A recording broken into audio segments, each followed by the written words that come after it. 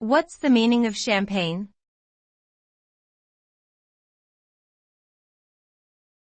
Champagne.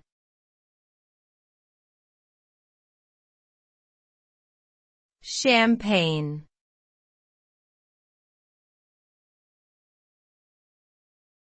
Champagne.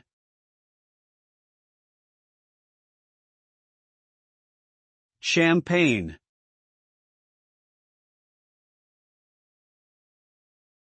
Champagne is a sparkling wine that gets its name from the Champagne region in France. It's made using the traditional method where secondary fermentation takes place in the bottle, creating carbonation. The primary grapes used in champagne production are Chardonnay, Pinot Noir, and Pinot Meunier.